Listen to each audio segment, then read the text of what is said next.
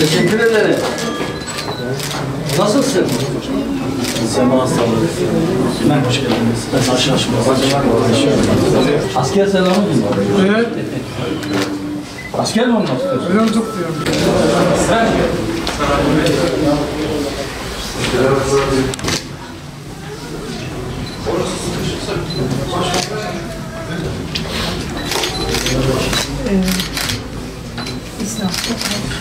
Başkanımız hepiniz değerli sektör temsilcileri, basın mensupları, bu rehabilitasyon merkezlerden özel gereksiz diri kardeşlerimiz, çocuklarımız bir ara sadece asgari ücretin 1/3 şu anda bu konuda bilgi notumuz hazırdır.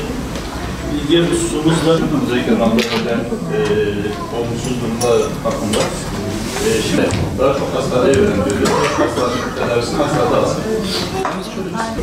İdare Mahkemesi'ne dava açtık. Bu mahkeme verilen dava verildi. Selamünaleyküm.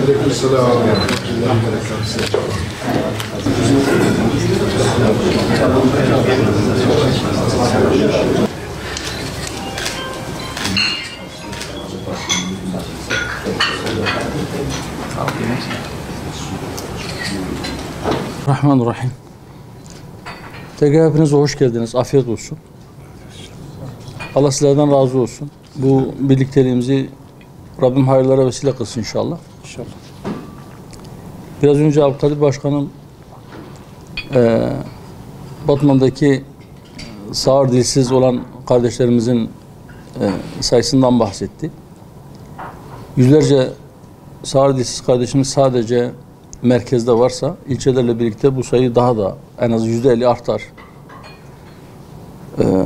Bunların elbette her birisi yani belki o eğitimi alacak yaşta değildir. Bazılarının yaşı çok ilerlemiş de olabilir ya da bazıları henüz okul çağına ulaşmamış olabilir ama sonuç itibariyle yüzlerce kişi varsa bu eğitime ihtiyaç duyar. Batman'da böyle bir okul açılması ihtiyacını doğurur. Bunun için biz bir çaba göstereceğiz. Sadece bu değil, elbette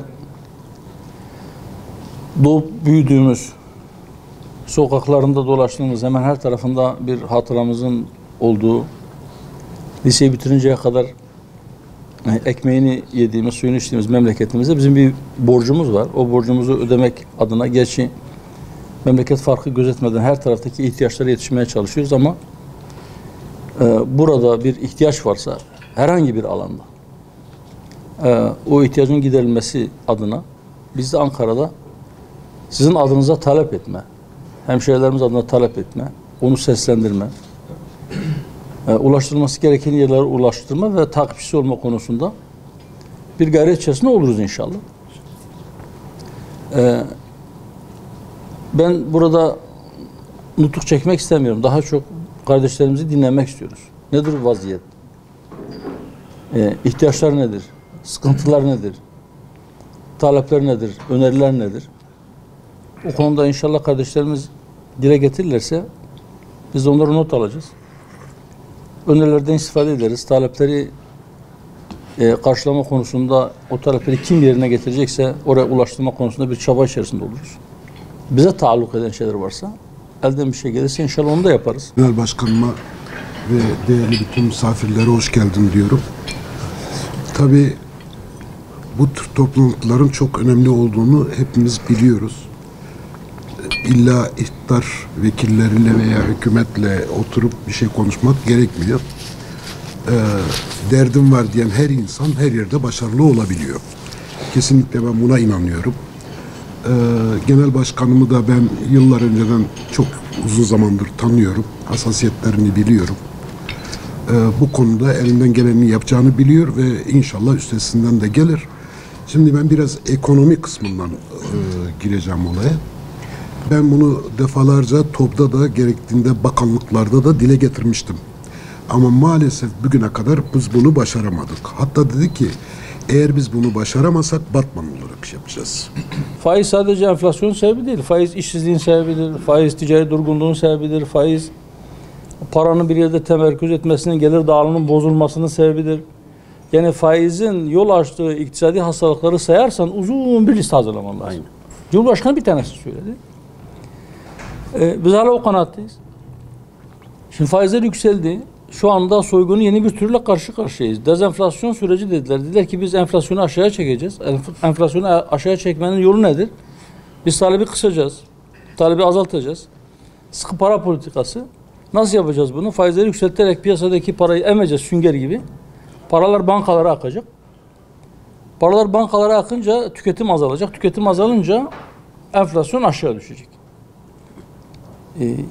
Biz de yana yakıla, bağıra bağıra, döne döne dedik ki arkadaş, Türkiye'deki enflasyonun sebebi sadece talep değil ki. Tamam. Bir malın üretimi aynı olduğu zaman ona talep arttığında fiyatlar yukarıya çıkar. Bunu herkes kabul ediyor zaten. Yani piyasanın şartları fiyatı belirler. Ama eğer o fiyat yükselmesi talep kaynaklı değilse, üretim maliyetleri artmışsa, ki o dönemde pandemi sonrası biliyorsunuz bütün dünyada mesela navlun fiyatları uzak doğudan özellikle mal getirenler bunu çok iyi yaşadılar. Evet. 4'e 5'e katlandı. Bazı ham maddelerin fiyatları uçtu gitti. Şu anda belki o dönemin fiyatlarından daha aşağıya inmiş bazılarınki. Biraz da fırsatçılık yaptılar. Bundan dolayı yani üretim maliyetlerinin artışından dolayı birisi kalkıp mesela şu bardağın fiyatı 5 lirayken adam 4 lira üretip 5 liraya satıyorken bunun maliyeti 8 liraya çıktığında bunu 10 liraya satmak zorunda. Ama maliyet arttığı için fiyatı yükselen bu şeyin talebini kısmak suretiyle bunun üreticisini 7 liraya satmaya zorlarsan o işletme kapanır. Bir müddet öz kaynaklarla ayakta durmaya çalışır. Bir müddet hadi bu geçicidir der. Zararı da belki göze alır. Sonra ne olur? Sonra işçi çıkarır. Yine olmadı, işletmeyi kapatır. Arkasından işsizlik gelir, işsizlik patlaması olur. Arkasından bu sefer hem iş gücü piyasası daralır, hem talep daralır, hem fiyatlar düşer, hem enflasyon yükselirse bunların hepsi üste bindiğinde çöküştür bu. Ekonomik çöküştür. Ama buna kimse itiraz etmedi. Şu anda hükümete var gücüyle yüklenenler özellikle ekonomiyle ilgili siz beceremediniz, geçim yoksa seçim var diyenler bu iktisat politikaları uygulandığında alkış aldılar. İşte bu dediler. Bak döneceksin işte böyle. Hani nas neymiş ya? Nas. Faizleri yükselteceksin. Şu anda faizlerin yükselmesinden dolayı oluşan bazı olumsuzluklar yüzünden bu sefer onun üzerinden farklı bir pozisyona geçtiler ama yani kendi yapmış oldukları o açıklamaları da unuttular ya da onları hiç hatırlamak istemiyorlar. Ya da başka şeylere bağlıyorlar. Sonuç itibariyle şu anda yaşananlar yani aslında bu işi bilenler biliyor. Bunlar daha dip nokta değil. Daha ötesi var. Henüz ciddi bir işsizliğe sebep olmuş değil. Daha büyük bir durgunluk da bekliyor bizi. Bir de biraz önce söylediğim gibi şimdi asıl vurgunu biz bundan sonra göreceğiz. Aranızda ihracat yapanlar vardır. Dışarıya mal satanlar. Şimdi döviz baskılanıyor. Evet. Dövizin baskılanmasının araçlarından bir tanesi de faizdir. Faiz yükselirse millet TL'ye kaçıyor. Dövize gitmiyor. Merkez Bankası sürekli diyor ki işte biz rekor kırdık. Rezervlerimiz şu kadar oldu, şu kadar oldu. Her hafta yeni bir rekor. Her hafta 100 milyonlarca dolar rezervlere ekleniyor. İyi tamam. Güzel. Bu para nereden geliyor peki? Dış ticaret fazlası vermeye başlamadık herhalde değil mi? Yok.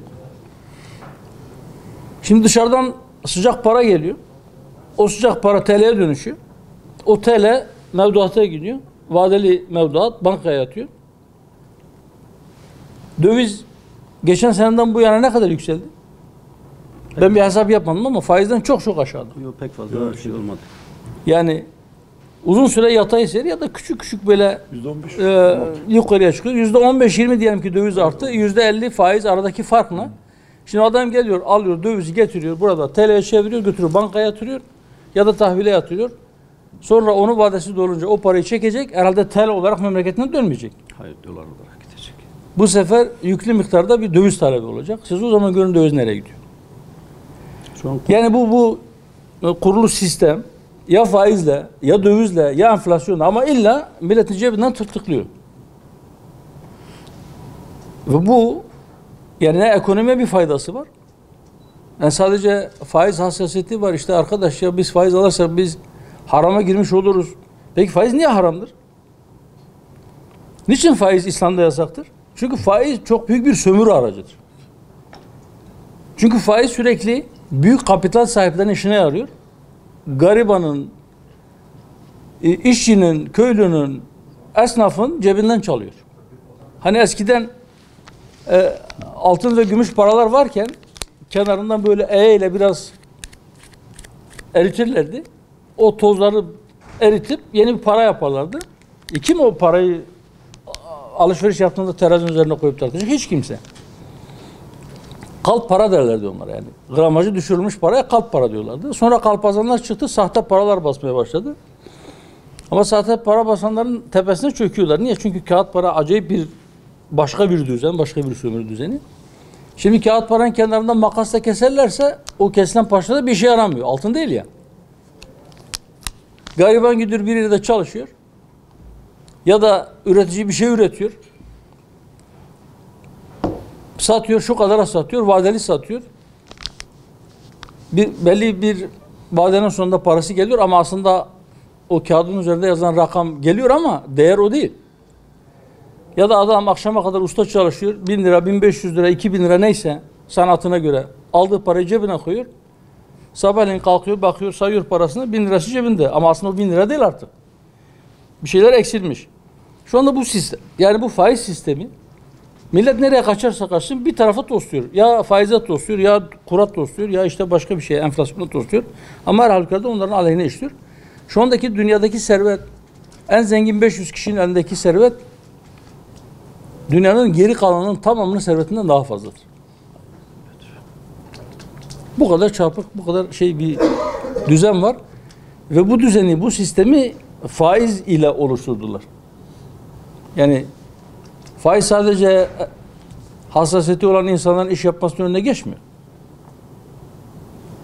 O faizle adam bir iş yeri kuracak.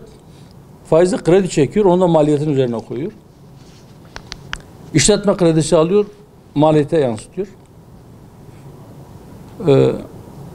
Ve o maliyet sonucunda bir fiyat politikası belirliyor. Sonuçta dönüyor, dolaşıyor, yine tüketicinin cebinden çıkıyor. Yani normal şartlarda faiz sistemi olmasa şunun maliyeti işte 8 lira yerine belki 6 lira olacak. 6 lira üretilirse ben bunu 8 lira alacağım. Ama adam faizle, işletme kredisiyle bunu ürettiği için maliyeti 8 liraya çıktığı için ben bunu 10 liraya almak zorunda kalıyorum.